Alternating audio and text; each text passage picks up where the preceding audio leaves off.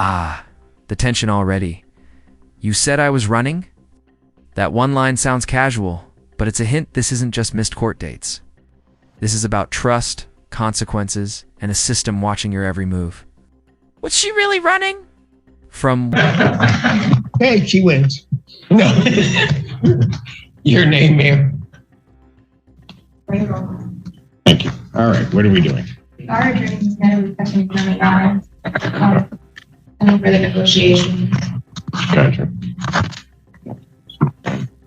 Probable cause conference, April 24th, 2025, 9 a.m. Bond continued. Can I just volume? Yeah, go You ahead. said I was winning, so. Yeah, but that could change real fast. Go ahead. Your Honor, Ms. Moses has no prior assault criminal history. She is not a flight risk. She does have a stable home to live in Jackson with her mother. We also will provide her transportation to make further court proceedings. We are asking for her PR bond in this matter. We have no objection to any testing or any other conditions imposed by this court, including the GPS tether. Response.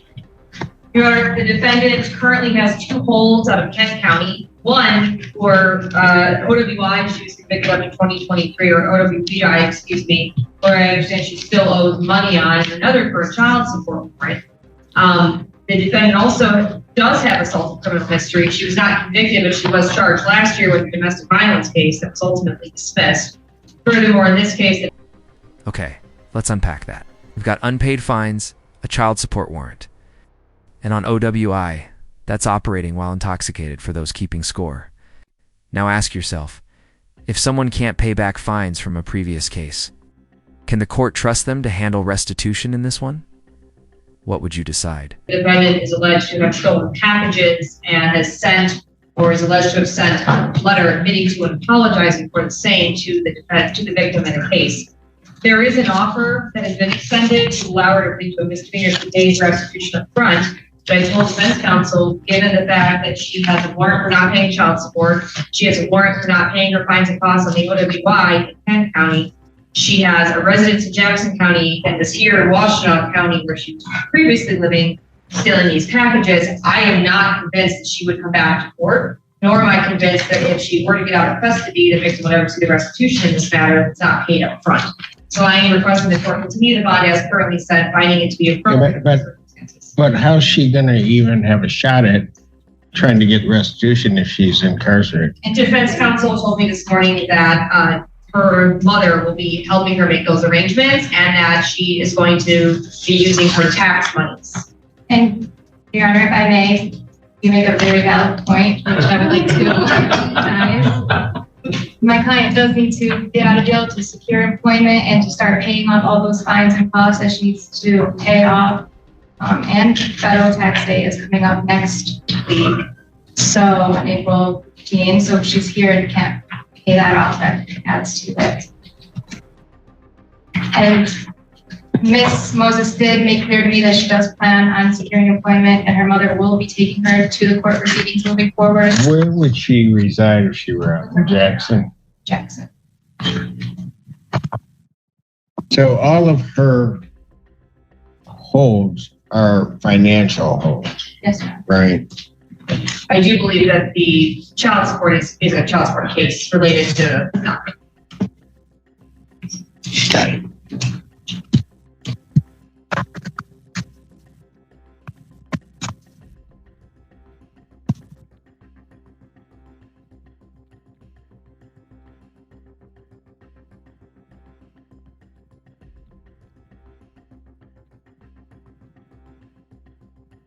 I'm going to modify the defendant's bond, grant the defendant's motion. I'm going to modify it to a $10,000 personal recognizance bond.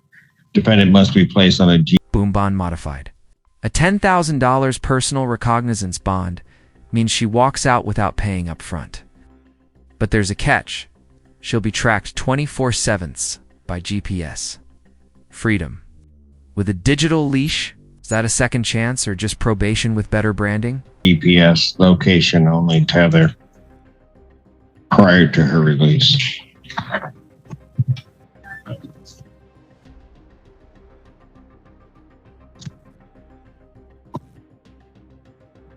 And good morning, Your Honor. Robert Allen, on behalf of the Gerald in case 55072. Okay, where's my second ruling? Oh, no, saunter up. We'll wait. Assistant Public Defender, Tamara Carey, on behalf of Mr. Fitzgerald.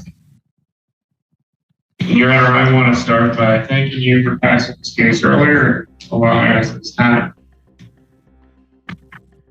All right. Have you seen the media corrections violation report? Yes, we have, Your Honor.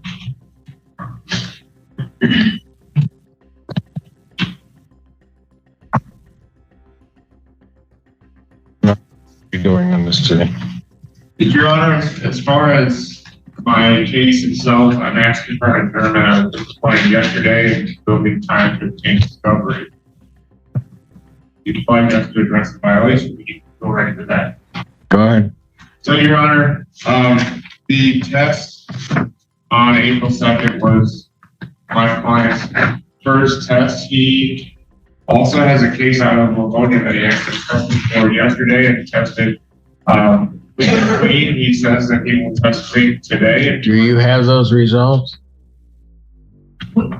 We do not, Your Honor. I didn't have an opportunity to call Livonia. It's on-site substance abuse testing here in Washtenaw County. We can absolutely reach out to them. He states that he did not sign a release of information, but it seems like he was confused, Your Honor, because of his testing obligations in the Livonia matter. He didn't realize that he would have to be simultaneously testing. I told him that he could sign a release. How long's he been testing in Livonia? That was my second week. What was your second week? Yesterday. Okay, this timeline is messier than a fast food receipt in a glove box. It's multiple test dates, multiple jurisdictions, and multiple very positive drug results. Fentanyl, cocaine, amphetamines. This guy didn't just fail the test, built a pharmacy in his bloodstream.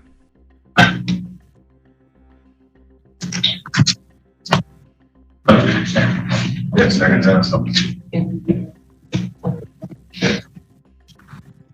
What do you have as his appointment, Jane? Just finding this.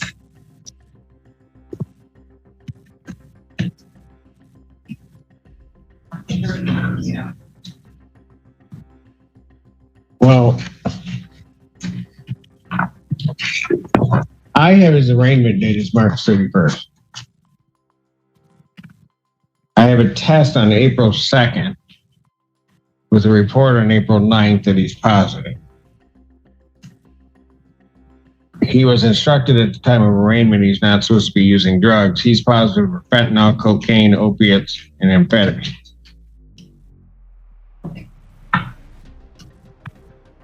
Your Honor, Also, as I'm to understand that at the time he tests positive for these, he's also not supposed to be using narcotics from his order out of Livonia. So you'll be in violation in that case also.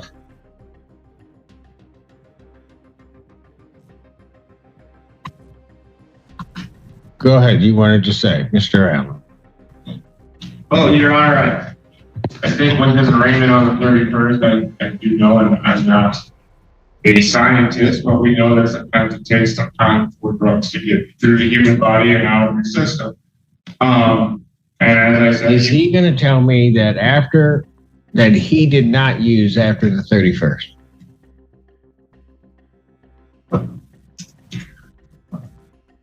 he says he did not use after the 31st. Again, that test, the positive test was on the 2nd. When did he test in? He says he didn't use after the 31st. Unhung. And I say, I eat kale every day. The judge isn't buying a tan, neither should you. But what if he is telling the truth? Would you risk your liberty on a detox timeline? Livonia before that. I cannot tell you the exact date, but it was around the same time. It's Your Honor, if it helps to establish the timeline, Mr. Fitzgerald would have been arraigned on his OWI out of Livonia on February 4th of 2025. He then, his next appearance in that case was when he entered the plea on April 1st. I'm assuming that he was transferred there after being arrested on this matter, which obviously occurred the day or two prior to that. And controlled substance possession is obviously one of the charges here.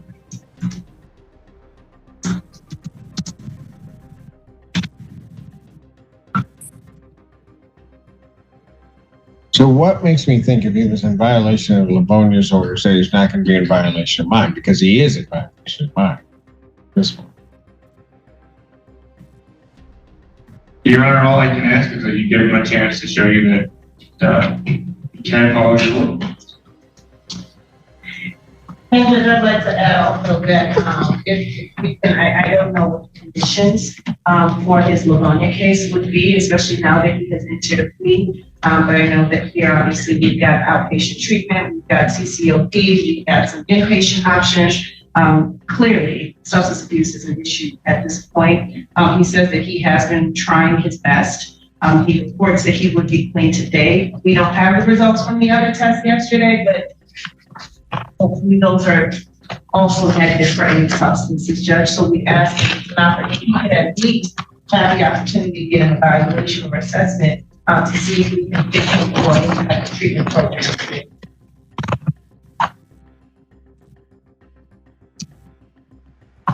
Anything else you want to say? No, Your Honor, just that you give him a chance. Like I said, he's been, like co-counsel has said. Well, let's do this. You can get a release from him. I want those Livonia results because something's not quite adding up. He's, and it's not like it's one drug. He's got a whole cocktail in him when he comes here to testify or comes here to test. So I'll adjourn his probable cause conference to next week, the 17th, 2025 at 9 a.m. And I'll just say this. I also am not believing, given the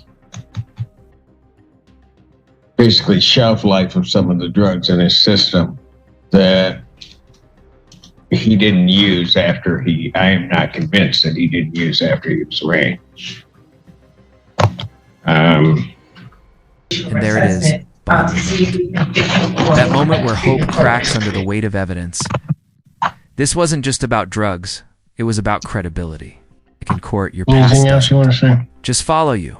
It testifies against you. So here's the real question. Can a system built on second chances survive repeated first mistakes?